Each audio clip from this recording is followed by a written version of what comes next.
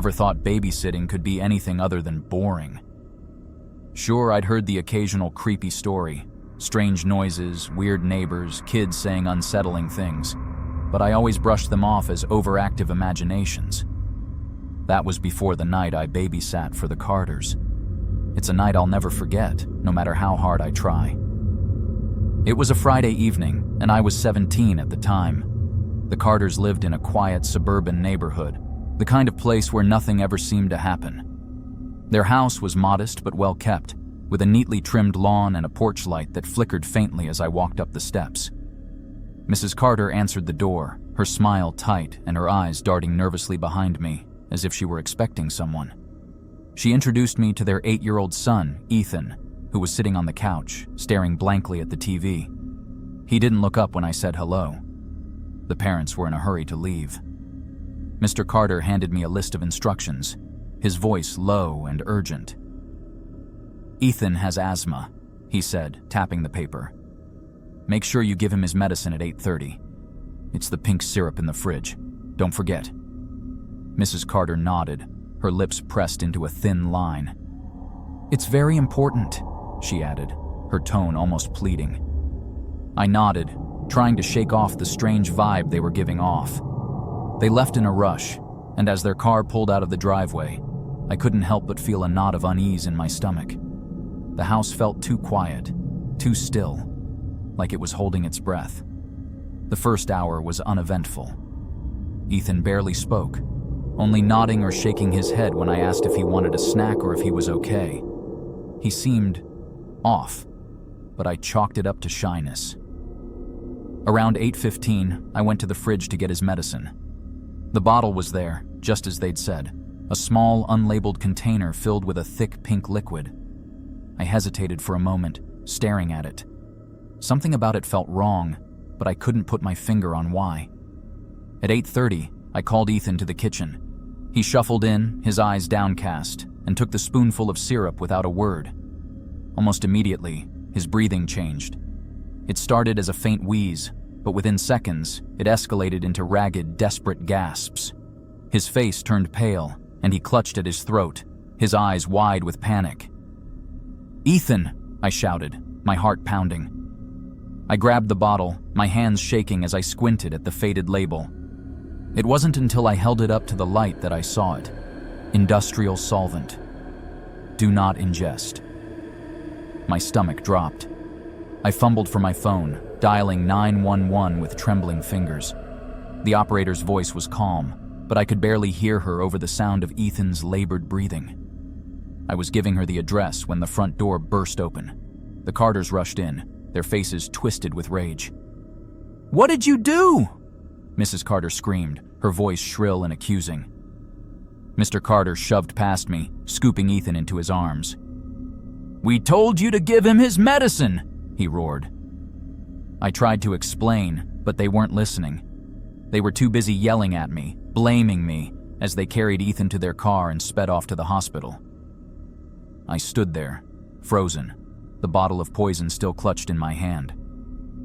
At the hospital, the doctors discovered something horrifying. Old chemical burns on Ethan's lungs. They'd been there for weeks, maybe longer. When the police questioned the Carters, they tried to pin everything on me, threatening to sue for negligence.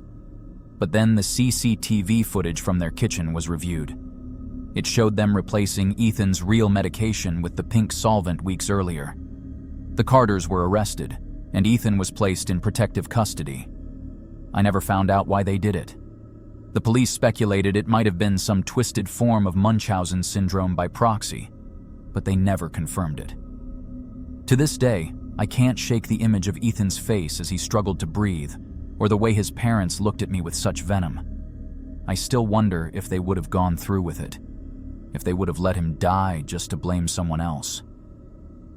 Sometimes, late at night, I think about that flickering porch light and the way Mrs. Carter's eyes darted around, like she was waiting for something terrible to happen. And I can't help but wonder if they'd done this before. The worst part is the unanswered questions. Why did they choose me? Were they planning this all along? And what would have happened if I hadn't called 911 in time? I still babysit occasionally, but I'm always extra cautious now. I check every bottle, every label, every instruction.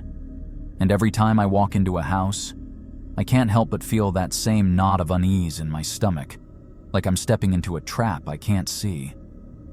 The Carter's house sits empty now, a for sale sign planted in the front yard. Every time I drive past it, I feel a chill run down my spine. That house holds secrets, dark ones, and I can't help but wonder if Ethan was the first, or if there were others before him. I don't think I'll ever know the full truth, and maybe that's what scares me the most.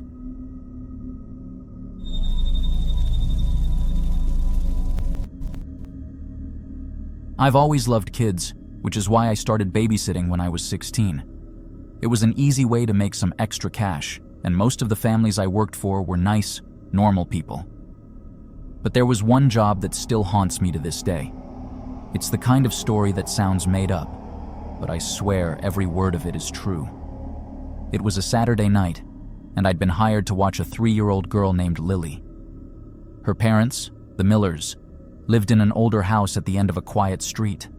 The kind of house that had creaky floors and drafty windows, but still felt cozy in a worn-out way. When I arrived, Mrs. Miller greeted me at the door with a warm smile, though her eyes seemed tired, almost distant. She introduced me to Lily, a shy little girl with big brown eyes who clung to her mother's leg. "She's already had dinner, so you just need to keep an eye on her until bedtime," Mrs. Miller explained. "We shouldn't be out too late." Everything seemed normal at first. The Millers left, and Lily and I played with her toys in the living room. She was quiet, almost too quiet, but I figured she was just shy around strangers. After about an hour, she started to get sleepy, so I put her to bed in her room downstairs. That's when I heard it. A faint, high-pitched cry coming from upstairs. I froze, my heart skipping a beat. It sounded like a baby. But the Millers had only mentioned Lily. They hadn't said anything about an infant. I stood at the bottom of the stairs, listening.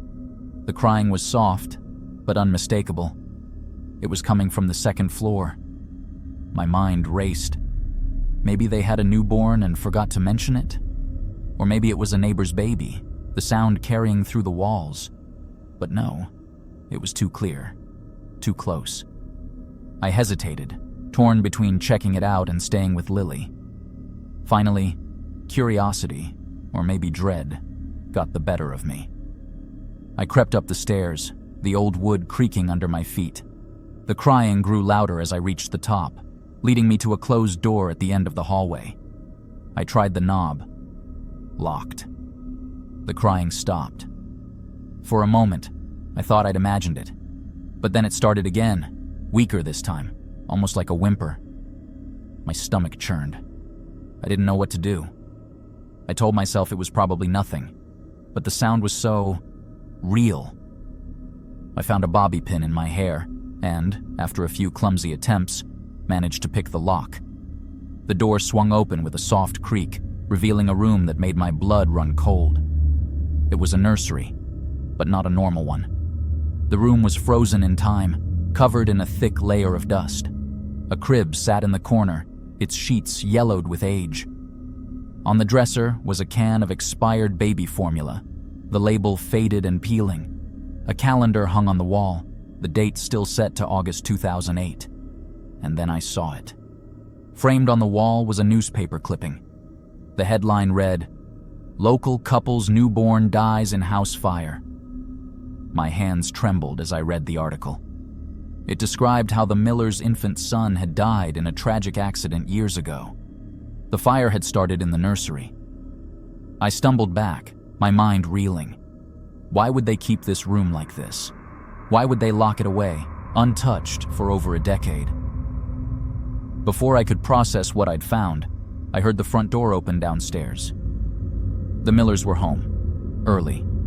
I hurried out of the room, closing the door behind me as quietly as I could. My heart was pounding as I made my way downstairs, trying to act normal. Mrs. Miller was in the living room, cooing to Lily, who was now awake and sitting on the couch.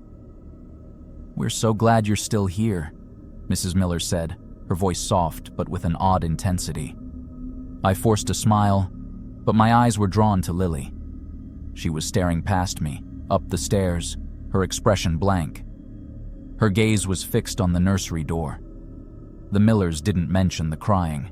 They didn't mention the nursery. They just thanked me, paid me, and sent me on my way. I never babysat for them again. To this day, I don't know what I heard that night. Was it some kind of echo from the past? A memory trapped in that house? Or something else entirely? All I know is that sometimes late at night, I still hear that faint, haunting cry in my dreams. And I can't help but wonder what the Millers were really keeping locked away in that room.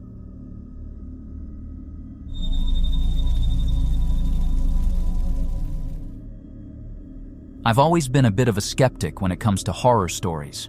I mean, how many times can you hear about creepy noises or shadowy figures before it all starts to sound the same? But what happened to me one night while babysitting changed everything. It's the kind of story that makes you question what's real and what's not, and it still gives me chills to think about. It was a Friday night, and I'd been hired to watch a 6-year-old boy named Sam. His parents, the Harrisons, lived in a quaint 2-story house in a quiet neighborhood. When I arrived, they gave me the usual rundown. Bedtime at 8:30, no sweets after dinner, and, this one stuck out, never unplug the hallway nightlight. Sam's terrified of the dark, Mrs. Harrison explained, her tone serious. If the nightlight goes out, he'll panic. Just don't touch it, okay? I nodded, thinking it was a little odd, but not unheard of. Kids have their quirks, after all. The parents left, and Sam and I spent the evening playing board games and watching cartoons. He was a sweet kid, quiet, but polite, and he seemed perfectly normal, until bedtime. As I tucked him in, he grabbed my arm and whispered, "Don't let her come in." I frowned. "Who?" He didn't answer, just pulled the covers over his head and turned away. I figured it was just a kid's imagination running wild, so I brushed it off and went downstairs to watch TV. Everything was fine until midnight. That's when the power went out. The house plunged into darkness, and for a moment, I just sat there, frozen. Then I heard it, a faint creaking sound coming from upstairs. Footsteps, slow, deliberate, like someone was pacing back and forth. My heart started racing.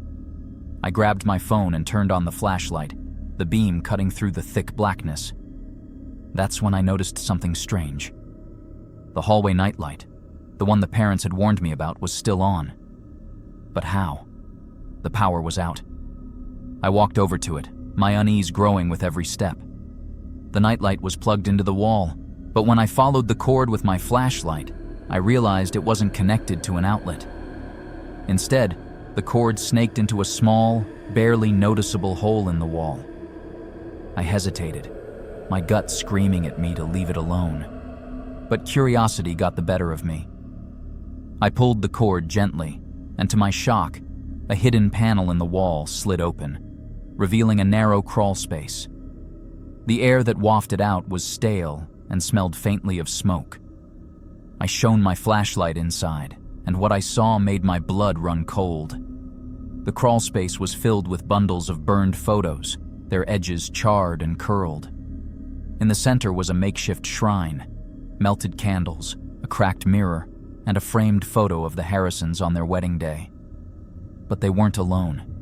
Standing beside them was a woman I didn't recognize, her face partially obscured by soot. My hands trembled as I picked up one of the burned photos. It was a picture of the same woman, her expression blank, her eyes staring straight into the camera. On the back, written in faded ink, was a name, Emily. I didn't know who Emily was, but something about her face sent a chill down my spine. I quickly put the photo back and was about to close the panel when I heard Sam's voice from upstairs. "She's coming," he whispered. I bolted up the stairs, my flashlight bouncing wildly. Sam was standing in the hallway, his eyes wide with fear. He pointed to the ceiling, where the creaking footsteps had grown louder. "Who's coming, Sam?" I asked, trying to keep my voice steady. He didn't answer. He just stared at me, his face pale, and whispered again, "She's coming." The parents came home shortly after that. I didn't tell them what I'd found. I was too shaken, and something about their calm demeanor made me think they already knew. I never babysat for them again. Later, I did some digging online and found an old news article about a house fire that had happened years ago. The Harrisons' former roommate, a woman named Emily, had vanished the night of the fire. Her body was never found. To this day, I don't know what I stumbled into that night. Was Emily's spirit trapped in that house? Or was something even darker going on? All I know is that sometimes, late at night, I still hear Sam's voice in my head, whispering those two words, "She's coming," and I can't help but wonder if she ever stopped.